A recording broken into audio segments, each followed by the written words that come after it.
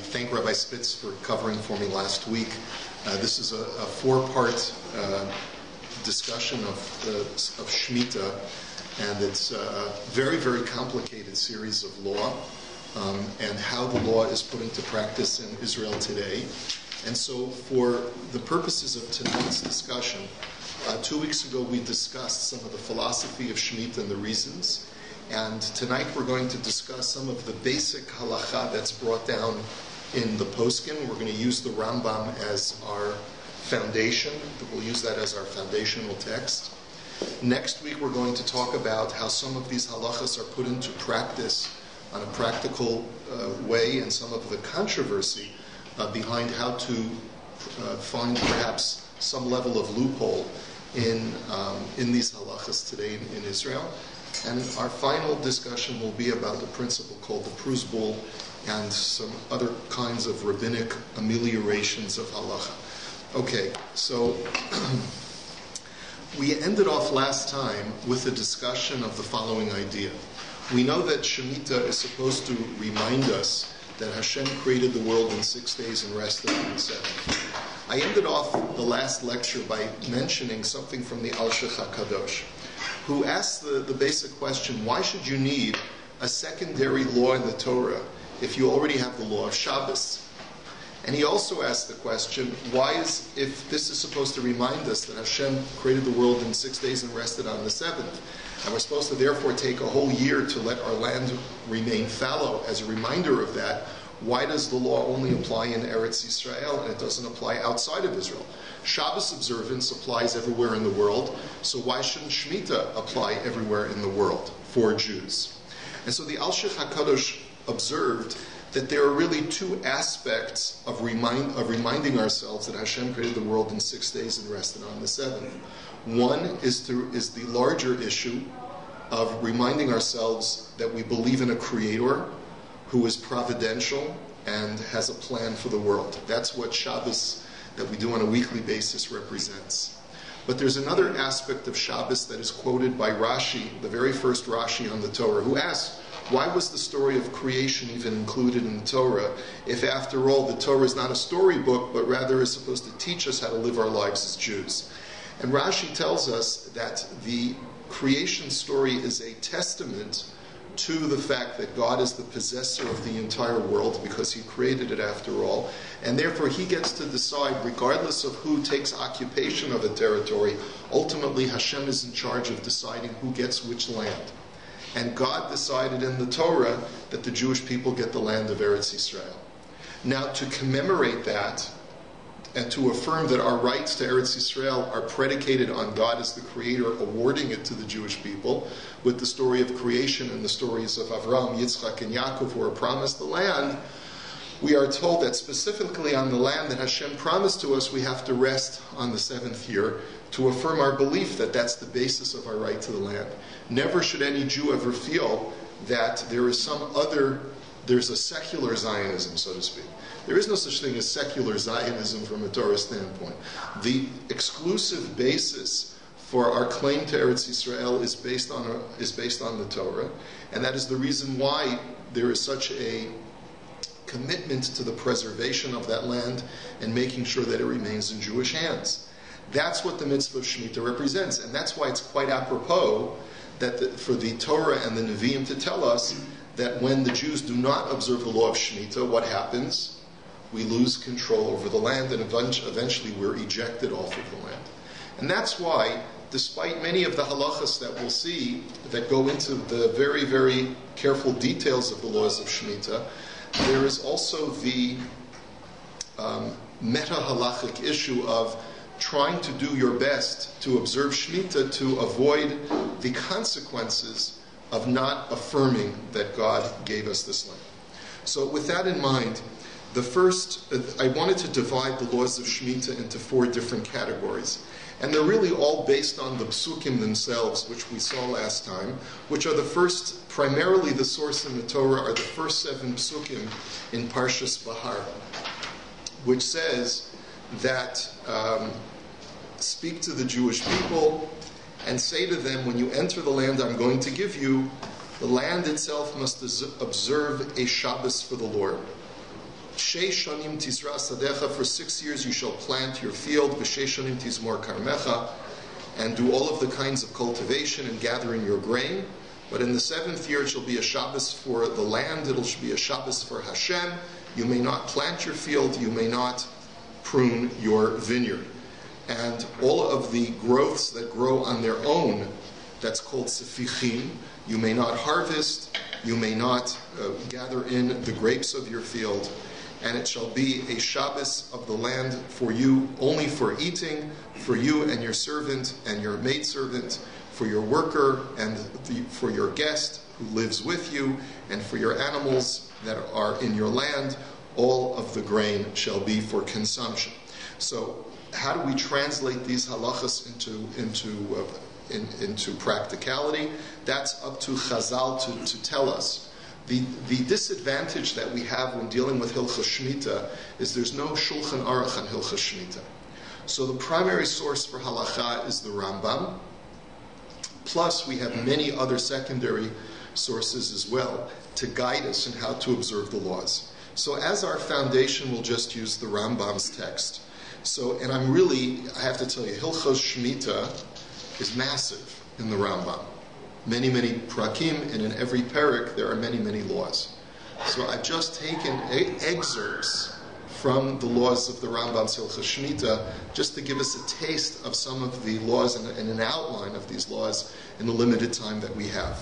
So the first of the 4 parts that I wanted to discuss is the Torah's prohibition of actually farming during the Shemitah year. And the Rambam writes that it is a positive commandment, and this is all just a translation of the Mishnah Torah. He writes it's a positive commandment to rest from performing agricultural work or work with trees in the sabbatical year, as it states, and the land will rest like a Shabbos unto God. And it also states in Parshas Mishpatim, you shall rest with regard to plowing and harvesting. When a person performs any labor upon the land or with trees during this year, he nullifies the observance of the positive commandment, the mitzvahs aseh, and he violates a mitzvahs lo aseh, a negative commandment, as it says, do not sow your field and do not trim your vineyard. Okay, so there's both a positive and negative commandment that one can potentially incur by working the soil during Shemitah. We do not plant even non-fruit-bearing trees in the sabbatical year, nor may one cut an abnormal outgrowth from a tree, remove dried leaves and branches, apply dust to the top of a tree, or smoke a tree so that worms that infest it die. Now, the Rambam in greater detail tells us that some of these prohibitions are rabbinic in nature, some of them are biblical in nature, because when you look at the psukim carefully, the Torah only prohibits the act of harvesting and pruning. However, it doesn't, and plowing. It doesn't prohibit other types of cultivation, but those are rabbinically prohibited. We do not plant, we may irrigate a BAYT hashlichin, which is a field that is sown with grain that is very arid in the sabbatical year. Similarly, we may cause water to flow from one tree to another in an orchard if there were 10 trees dispersed in an area larger than that necessary to sow a sa'ah, a certain amount of grain. One should not, however, irrigate the entire orchard. So you see that there's already certain dispensations for preserving the field from destruction. So there's a distinction that's drawn in halacha from actively working the field and doing the minimum actions that are required to prevent the field from dying, from becoming so arid that it will not be workable in the 8th year. So that's what the Rambam speaks out. Why were all these activities allowed?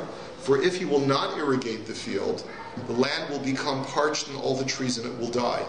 Since the prohibition against these activities and the like is rabbinic in origin, because irrigation is only a rabbinic prohibition, it's not under the rubric of harvesting or plowing, they did not impose their decrees in these instances. For according to scriptural law, prohibition only applies to the 2 primary categories and their 2 derivatives, as explained. Now, even in the present age, we may not, which means bisman haseh, the Rambam says, we may not plant trees, graft trees, or extend vines in the 6th year, unless there is time for the planting to become rooted and remain after taking root 30 days before Rosh Hashanah of the sabbatical year. Now, there's a big division in law depending upon what is growing. Trees, of course, which are perennial, there's no problem of allowing them to continue growing. He's talking now about fruits, about vegetables that are planted on an annual basis.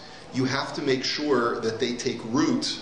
If you want to be able to consider them not of the Shemitah year, they have to be able to take root 30 days before Rosh Hashanah. In other words, before Rosh Hashanah. Usually it takes 2 weeks for a plant to take root, and therefore, if you're planting any kind of vegetable, you would have to plant it 30 days plus 2 weeks, or 44 days before Rosh Hashanah of Shemitah, in order to give it time to take root and then to let it grow 30 days before Rosh Hashanah. Okay?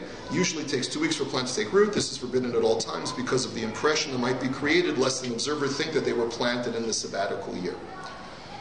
Okay, so that's the prohibition of working the soil. Now, for most people who are consumers like us, this is not as relevant of a discussion, but it is the primary prohibition of Shemitah. Most of us, as the consumer, have more to worry about using the end product. Because not only does the Torah prohibit the Jew from activity during Shemitah year with the soil, but there are certain restrictions that are placed upon the produce itself. So to the point where we say that produce has what's called Kedusha Shavius. It has the holiness of Shemitah. And that's what we'll be spending the rest of our discussion, the last 3 categories of prohibition during the Shemitah year. So B is the sanctity of Shemitah produce. And here again, we look at the Rambam for our foundation.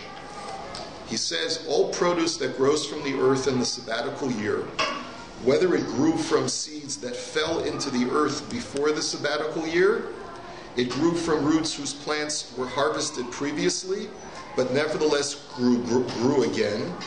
In both instances, such produce is referred to with the term safiach.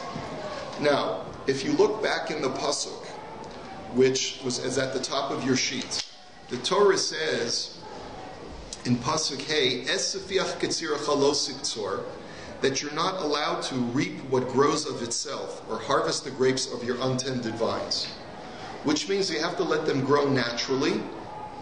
And whatever grows naturally, you're allowed to have. If I don't cultivate my field, I'm allowed to eat from the produce of my field. The Torah is essentially telling me, don't cultivate what's growing, but whatever grows you can eat during Shemitah year.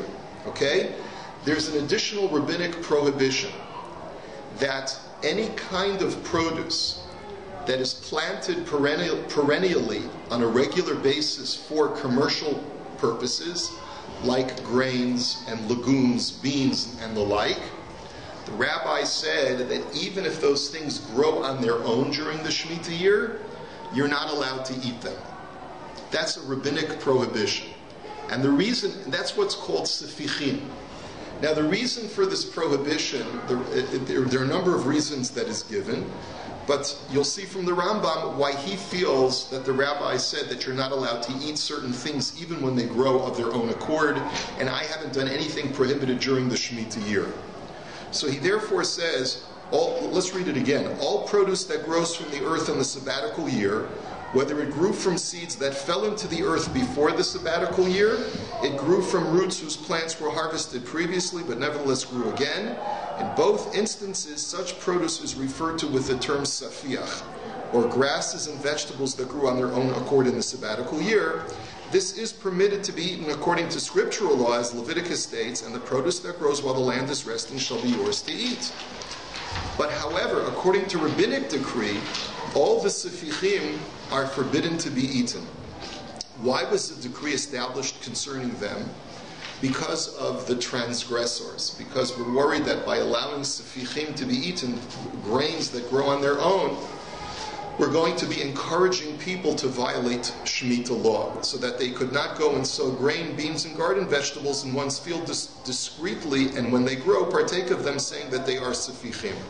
Therefore, the sages prohibited all the sefichim that grow in the sabbatical year. Now, this has limitations, and it has very specific applications, but the general rule is that fruit that grows on trees is not under this rubric, because we're not worried that a person's going to plant a tree by allowing you to eat fruit from a Shemitah tree. But things that are planted every year by farmers, crops that are planted by farmers on an annual basis, even if you didn't plant those crops like wheat, you're not allowed to partake of what grows during the Shemitah year unless those grains or beans grew at least a third of their way before the Shemitah year, during the 6th year. And that's why you read a lot of stories about the great miracles that took place. Jordy was just mentioning to me before that you had a lot of farmers during the 6th year who planted an excessive amount of grain and had to make sure that there was a lot of extra growth during the 6th year, and that everything that they planted grew a third of its way already during the 6th year, in order to avoid the problem of having things grow during Shemitah year even on their own. Now, that's one aspect of the kedusha, of the sanctity of Shemitah produce, which means that even rabbinically there is a certain prohibition that's placed on produce, even when I don't do anything at all. Now here's another aspect of sanctity of Shemitah produce, which is the oraisa, which is even from the Torah. And that's the next paragraph. The Rambam writes, he should not change the natural function of produce as he does not with regard to truma and the second tithe. Which means that because Shemitah produce is considered to be holy, you have to treat it with the same holiness that you would treat other holy tithes, like Meiser Sheni and Truma. That is, something that is normally eaten raw should not be eaten cooked. Something that is normally eaten cooked should not be eaten raw. For this reason, animal fodder should not be cooked, nor should one press himself to eat a cooked dish that has spoiled, or bread that has become moldy. Anything that would normally not be eaten in its present state, you're not allowed to eat because it has sanctity. So the Torah only permits you to eat Shemitah produce in its normative state. But if it's in a non-normative state, such as, for example, that you've cooked it when it's normally not cooked, or you eat it raw when it's normally cooked, then you're in violation of the laws of Shemitah. Okay? So that's another limitation. I'm going to read from you from a chart in just a second how this has some practical applications today. Another example is produce that is set aside for human consumption should not be fed to domesticated animals, beasts, and fowl. It is permitted to sell food for humans and animals, so that's another thing. If it's meant for human consumption, you're not allowed to use it for animal consumption. You can't give scraps of Shemitah produce to your dog underneath the table or give it to your livestock, unless it was specifically grown and it's a type of species that is grown for animals like hay and straw. Another limitation is, as far as commercial trade of Shemitah produce, even when it grew in a permissive fashion like produce, like you have an apricot orchard of fruit growing in Eretz Yisrael, you're allowed to harvest it, but there are limitations on how you're allowed to trade it. So it is permitted to sell food for humans and animal fodder and use the proceeds to purchase food for humans. The produce of the sabbatical year but provided that it's only used for the money that you get from selling your apricots that are growing in your orchards, can only be used to purchase other food for your own consumption during the Shemitah year, and only for human consumption and not for animal consumption. Another limitation. Here's another limitation. The produce of the Shemitah year may not be transported, may not be exported from Eretz Yisrael to the diaspora, not even to Syria. I don't think there's any reason to send it to Syria today, but in the Rambam's time there was plenty of reason to.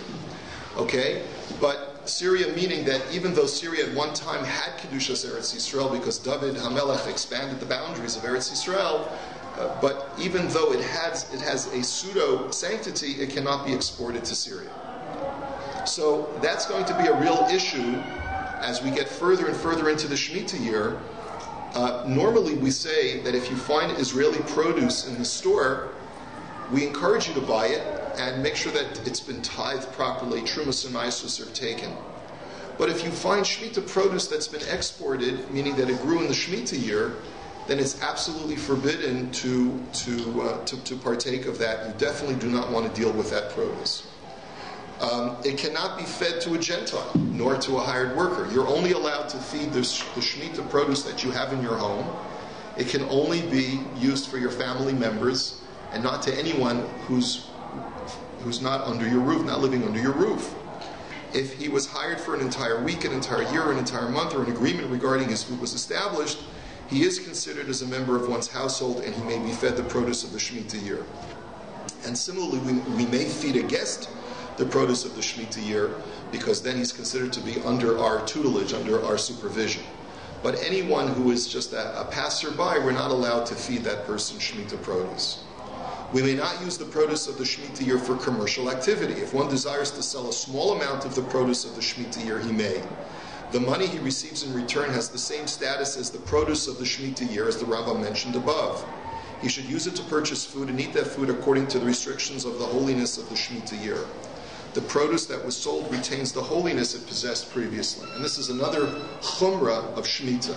Normally, for example, if I have tithed produce from Eretz Yisrael, I can cause the kedusha of that produce to transfer onto coinage, and the kedusha leaves the produce and goes onto the coins. But when it comes to Shemitah, even if I sell Shemitah produce and I get money from it, and I have to treat that money with sanctity to only buy other produce or other food for Shemitah consumption, the produce still retains its kedusha, its holiness. Okay? Those are all examples. Now there's another example a very practical example of the sanctity of Shemitah produce. We mentioned before that you're only allowed to use Shemitah produce for human consumption. What about the discards of Shemitah produce? Let's say you sat down to dinner and you had vegetables that grew during the Shemitah year, and now you have a little bit left on your plate. What are you supposed to do with it? What about fruit that has a peel? You have an orange that grew during the Shemitah year, and you peel the orange. What are you supposed to do with the peel? So part of the sanctity of Shemitah is that you have to even treat the discards, as long as they're edible, you have to treat the discards with sanctity and with respect. And therefore, for example, there's one of these cards was given to me that's given out in Eretz Yisrael about how to deal with the discards of Shemitah produce. So, for example, you're not allowed to destroy produce that has kedusha shvius, or to use them abnormally. As we mentioned before, you can't use something that's for human consumption and give it to your animals.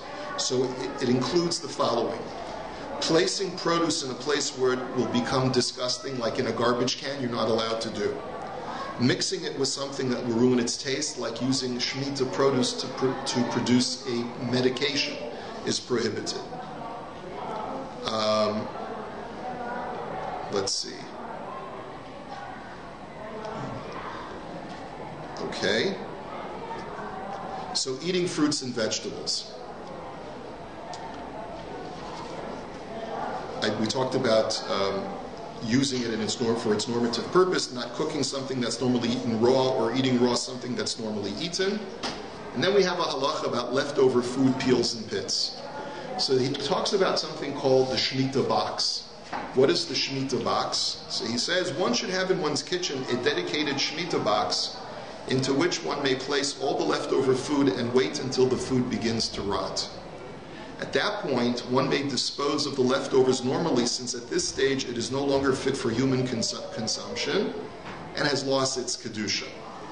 Another reason to have a Shemitah box is that it is disrespectful toward food that has kedusha to be thrown into a receptacle for dirty or moldy items. The bag in the bin should be changed every day or every few days depending on the usage. Or the new food should be placed into a bag before being put into the box so that it will not be destroyed by leftovers which have earlier been placed there and have already begun to grow moldy. In a situation where having a Shemitah bin is difficult, one may simply place the food in a plastic bag, seal the top, and place it into the regular bin, allowing the food to rot by itself. So again, it can become complicated when you're living in Eretz Yisrael and you have discards from your produce. You have to even treat the discards, as long as it's still edible, it has to be treated with kedusha shvius, and you're not allowed to hasten the rotting process by mixing it with things that will cause it to accelerate the rotting. So therefore he writes, any peels that can still be eaten, either because it is sometimes eaten or because it is some food clinging to it, cannot be thrown away normally and must be placed in the Shemitah bin until it rots beyond edibility. Any peel that's not fit for human consumption may be thrown away normally. Like a peel or the Right, so it depends. The outer peel of an onion or garlic may be discarded normally. Banana peels can be thrown away normally, and many are lenient with orange peels unless some food remains on them. Peels of potatoes and avocado still connected to some amount of food must be placed in the Shemitah box, because potato peels are edible. A lot of people eat the potato with the peel. The stem on the top of a fruit or vegetable does not have kedusha shvius. He talks about pits. He talks about washing dishes. It's a very interesting card. You can take a look at it on your way out. Who is it? Who wrote it? This is something called, it's a Kuntra Zichron Aram, and it's written by the Pocket Halacha series. It's one of these. It's written by Rabbi A. Weisenfeld, but it's a compendium of what the different poskim have said. I can't tell you the number of books that I've been able to accumulate that are available now, and all of the charts and everything that's available now for this year's Shemitah. It's a wonderful thing. So that talks about the produce itself having kedusha. Let's talk about two more aspects, and then we'll be done. Number one is the hefker ownerless state of Shemitah produce. If you remember from the pasuk, the Torah says that the Shemitah produce is for you, lachem le'ochla, lecha u'la'avdecha v'la'amasecha, v'livhem techa v'la'chayasher b'yartzecha. Every single living creature has an equal share in Shemitah produce. And from there, Chazal learn that Shemitah produce is hefker. It doesn't belong to anyone. Whatever grows from Shemitah does not belong to anyone. And if a farmer has this apricot orchard, and he's got fresh apricots growing, which can be worth thousands upon thousands of dollars, that does not belong to him. Anyone can come onto his field and take it. The animals can come. He cannot barricade his orchard to prevent people from coming onto it. So therefore the Rambam writes, it is a positive commandment to divest oneself from everything that the land produces in the sabbatical year, as Exodus states. In the 7th year you shall leave it untended and unharvested. Now, there's a question in the poskim. Do you have to actually make a verbal declaration while standing on your field? I hereby declare my field to be hefker. Or is it enough just to behave in a way that the field is open to everyone? Okay, that's the discussion. The Rambam says anyone who locks his vineyard or fences off his field in the Shemitah year has nullified a positive commandment. This also holds true if he gathered all his produce into his home. Now what that means is that a person could very easily say, hey look, it is hefker, right? So I'll just go in the middle of the night before anyone has a chance, and I'll gather all of the hefker produce that doesn't belong to me, and I'll just bring it into my house. But he says, but that's also prohibited, because you're taking an unfair advantage over everyone else. That also is a violation. Instead, he should leave everything ownerless. Thus, everyone has equal rights in every place, as it states, and the poor of your people shall partake of it. One may bring a small amount into one's home, just as one brings from ownerless property. For example, 5 jugs of oil, 15 jugs of wine. If he takes more than that, it is permitted, but provided that he doesn't take a normal harvest into his home. So that's the third aspect of Shemitah, is the requirement for everything to be hefker, for everything to be ownerless. Now this also has many practical applications, but for now we'll just say that a person is not allowed to barricade or in any way obstruct access to his field during Shemitah. But that leads us to the fourth and final part of our discussion tonight, which is the mitzvah of biur, which is disposal. The Torah tells us that you're allowed to partake of Shemitah produce so long as the animal in the field is allowed to partake of the Shemitah produce. But if a particular species of produce, you must be having a good time on the other side, if a particular species of produce is no longer available, because it's no longer growing out in the field, it's already past its season, then whatever you've already brought into your house is no longer allowed to be stored. You have to divest yourself of that. So for example, if I have my apricots, and I've taken a whole bunch of apricots from a hefker field, okay? And I've legally taken them from someone else's field or from my own field and brought them into my home. But now, and I put them in the freezer, I put them in the fridge, and they're being stored, and they're in the process of drying. I'm drying some apricots. If fresh apricots are no longer available in the field because they've already fallen off the trees and it's long past the season of apricots, I may no longer store these apricots in my home for my own use. There is a debate as to what I have to do with those apricots at that point. As you'll see from the Rambam, we'll take a look at the Rambam and see what he says. We may only partake of the produce of the sabbatical year as long as that species is found in the field. This is derived from the pasuk, for the animal and the beast in your land will be all the produce to eat. They have to have equal access to it just as you do. Once the animals out in the field cannot access that fruit because it's no longer growing, you're not allowed to have it in your home. Implied is that as long as a beast can be eating from this species in the field, one may eat from what he has collected at home. When there is no longer any of that species for the beast to eat in the field, one is obligated to remove that species from his home. This is the obligation of biur, which applies to the produce of the sabbatical year. So that's, in short, what biur is. You've got to remove it. Now, according to the Rambam, removing it is like biur chametz. What is biur chametz?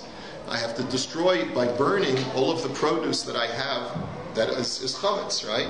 So the Rambam understands that when the Torah says that you have to remove it, it means you have to destroy it. You have an obligation to destroy the produce that lingers in your property if it's no longer available to the animals in the field. However, that's not the way other poskim understand it, and therefore the common practice is to not be machmir like the Rambam. What is the other way of understanding this halacha of biur? It's like the Ramban says on his commentary to the Torah. Now, most of the time we don't derive halacha from the Ramban's commentary to the Torah, but when it comes to Hilchos Shemittah, since there is not as much codified law written about Shemitah, we look wherever we can to find halacha. So the Ramban tells us something interesting, and it's in that underlined section over there. He says, "Ve'ein ha'inyan shehiyu ha'perot achar zman ha'biur asurim b'hana'a uva'achila v'yehi mechuyav la'abdam." We're not suggesting that once the zman of biur arrives, the species is no longer available in the field, then you're no longer allowed to eat that apricot and you have to actually destroy it, do biur, like biur chametz to it. That's a misnomer. Okay, he says, but rather, v'lo manu chachamim b'mishnah perot shevi'it lo min hanisrafim v'lo min hanikbarim. And my proof to you is that when the rabbis discuss certain kinds of produce that there's an obligation to destroy them, they don't count Shevi'as produce, Shemitah produce, as things that you're obligated to destroy. Ve'eno ela shehu tzarich leva'aram be'rushuto. But rather, all it means is that you're obligated to remove them from your property, from your premises. Ulahafkiram la'aniyim ulachol adam. That's what you have to do. So you've got these apricots that are in your house. They're no longer available to the animal in the field. All you need to do is to place them on your front porch or in the city's square and declare them hefker. And then you fulfilled your obligation according to the Ramban. So, of course, the question is going to become, and this is what we're going to be dealing with next year, how are we supposed to deal with this on a practical level from an agricultural standpoint, dealing with an economy that is so dependent upon its agriculture during a Shemitah year. We're going to discuss in more length next week in Mirz Hashem how on a practical basis we deal with these halachas. But I can certainly tell you that there are certain ways of circumventing some of these laws. One of the things that I didn't copy for you tonight is that the Rambam is of the opinion that if land in Eretz Yisrael is owned by a non-Jew, it is permitted to eat the produce without any reservation. Even sefichim can be eaten from a Gentile's field that is in Eretz Yisrael during the Shemitah year. So that would be one way to obviate at least a percentage of the problems as far as grains and legumes grown during the Shemitah year. Another issue is, on a practical basis, having to do with the Kedusha, is having to do with, let's say, dealing with flowers and plants. Things that are not edibles, but that people deal with all the time on a daily basis. Especially if you have a flower garden, is there any restriction on flowers during Shemitah? You have your little mirpeset, and you're growing your plants. So he writes as follows in this in this card as well. Flowers that are primarily valued for their beauty and emit no fragrance do not have kedusha shvius. They don't have any shemitah restrictions, and may be thrown away normally. Some poskim say that say that even if such flowers do emit a fragrance, they do not have kedusha shvius, unless they were specifically grown as aromatic items. If they were grown for their fragrance, then it's a problem, because smell in certain ways is a form of consumption, and therefore you're benefiting from kedusha shvius, or they have kedusha shvius, and therefore you would not be allowed to discard them normally. In all cases, flowers may be smelled, and you're allowed to benefit from it. You're just not allowed to discard it if it's grown specifically for its fragrance. Plants may not be bought from anyone. They may only be bought from a store that keeps the halachas of Shemitah, such that we can be assured that they were not planted, tended to, or harvested in a forbidden way. So this further restricts how to buy flowers. You can't now, when you go to Eretz Yisrael, go to the corner flower merchant in Tel Aviv and buy flowers. You have to know that the flowers were treated with kedusha shvius, and that they were not tended to in a forbidden fashion, that the field that they were growing in was not cultivated during Shemitah. If one did buy or received flowers from a questionable source, one may still use them normally, because b'diavad, in post facto, it's not a problem. Shemitah flowers may always be placed into a vase of water, even if this will cause the flower to open up, because putting something in water is not working the field. Because that's why hydroponics is another way to obviate the problems of Shemitah, because it's not connected to the soil. So that's not a problem. What about plants, things that are growing in potted soil? So he says, watering one's field during Shemitah is forbidden. However, one may water one's garden and plants if by not doing so will cause them to die. We saw this in the Rambam. They should therefore be watered the minimal amount. There's a debate if indirect watering is also forbidden. So what happens, for example, if I sponge my apartment? Does anyone know what doing sponge is? Sponging? In the street, they clean your cars. Yes, using a squeegee. No, it's like mopping your floor, but instead of a mop, they use something called a sponge, which is like a squeegee, right? Now, what happens if the water that flows out? What they do is you have a linoleum or a stone floor in your dirah, and then the water goes out. Goes down through a drain pipe. And that drain pipe goes out of your apartment and may land on the soil and may water the soil. So is that a problem? So he says there's a machlokus if indirect watering is also forbidden. Okay. Most poskim are lenient since it is clear that one's intention is not to water the plants. Some are stringent unless there is cleaning fluid or bleach in the water that is harmful to the plants. Included in this question is whether or not one may hang one's wet laundry in a place that allows it to drip onto plants or grass, or switch on the air conditioning if the water hose hangs over growing plants that comes out of the air conditioning unit. And finally, one who has a live plant on an open balcony should consult a Rav before moving it during the Shemitah year, as certain movements may allow it to receive nourishment from the earth, even if one is on a high floor, and this is tantamount to planting. If there are holes on the bottom of the pot, then there's something called getting yinika, getting nourishment from the air that's below you. If it's actual soil, it could be a problem. Some are stringent with changing the position of a potted plant indoors as well. And so all of these things involve more analysis and more investigation.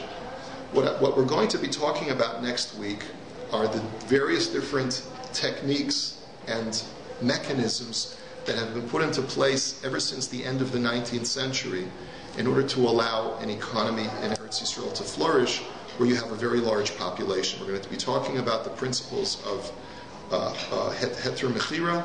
We're going to be talking about otzar based in, and we're going to be talking about yuvul nachari. These are three different categories of finding ways to be able to allow us to partake of the produce of Eretz Yisrael in a permissible way and not violating halacha and still feeding millions and millions of people. Any comments or questions? Yes? I don't know, where is the connection between letting the land lie fallow and not eating the fruit? Like, it seems like two separate things. Correct. You're right. And that's why the rabbis pointed out that there's two different aspects of Shemitah. One is the prohibition on the person to work the soil, let it rest, let the land rest. And the second thing is the kedusha that is imbued with produce that grows during Shemitah. That is derived from the psukim. That the rabbis derive from the Mishnayos, and the Mishnayos that are in Masechah Shvius, they say that the produce itself has inherent kedusha, either because of the rabbinic prohibition of sefichim, like I mentioned. That was the first thing that the Rambam pointed out to us, that if there's even a possibility of people thinking that this was planted and grown during the Shemitah year, it's prohibited, or because there's inherent kedusha, not that you can't eat it, but that you have to treat it with sanctity. You have to treat it with a certain higher level of respect than you would normally treat, so you can't discard it. So the bottom line is, you're allowed to eat Shemitah produce. The Torah does not prohibit the consumption of Shemitah produce. The Torah says, as a matter of fact, it shall be lo ochla. But it has to, there are limitations so that you treat it with kedusha. Okay? I'm doing commerce. What's that? I'm sorry.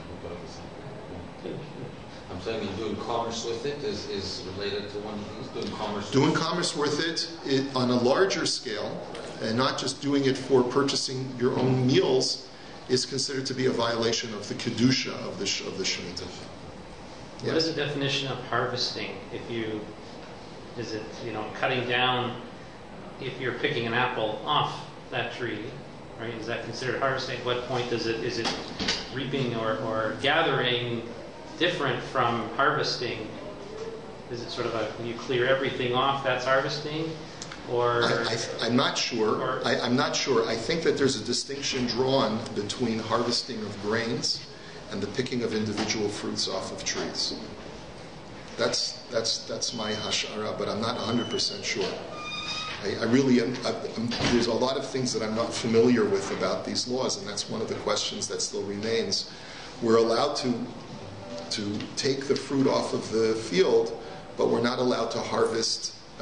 There's a prohibition of harvesting. I suppose that harvesting is a form of working the field in a way to allow things to grow more. I think that's the way that the Rambam understands the law of harvesting. The Torah says, "Becharish uvakotzir tishbos," that you shall rest when it comes to plowing and when it comes to harvesting. So I suppose that the term harvesting normally applies to grain fields, and that's what the Torah is prohibiting. But for fruit, it doesn't prohibit that, because that's not called harvesting, I think. Yes? If I understood you correctly, you said if the field is hefker, anybody can eat it.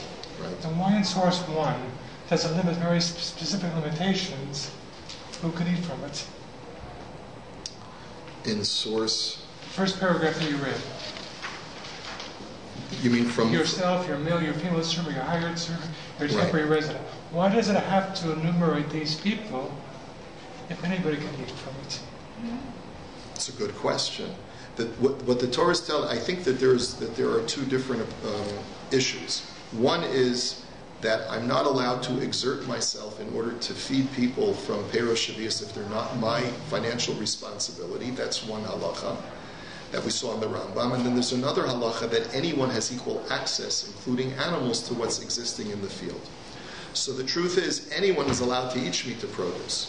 But as far as my permissibility to exert myself in order to bring produce out from the field into my home and then feed it to others, then I have limitations. Because once I bring in food into my home for people that are beyond my direct financial responsibility, it looks like I'm hoarding the food and not treating it as hefker anymore. I think that's the explanation. Yes. At the beginning, it says that you can sell and use the money to buy food for your own family, but not for your animals. And then later it says if there isn't enough food out there for the animals, you can't take advantage. You can't get benefit from that type of food, right? Doesn't it seem like the opposite thing? No. All of a sudden, we're thinking of animals before we weren't. No. It's the Torah is saying is that the produce itself has inherent kedusha, so that it cannot be bartered for food that is going to be for. You can't downgrade human food and barter it for animal food. That's restriction number one. Restriction number two is that as long as the animals and the field have access to that particular food, you're allowed to keep it in your home. Once the animals have no longer access to that food, you have to remove it from your home. We are thinking of them. We are thinking of them, but we're also treating the produce with kedusha. We can't buy it for them, but we have to make sure they have it. Right. Okay. I'm going to stop here. Thank you. We'll get to more tachlis next week.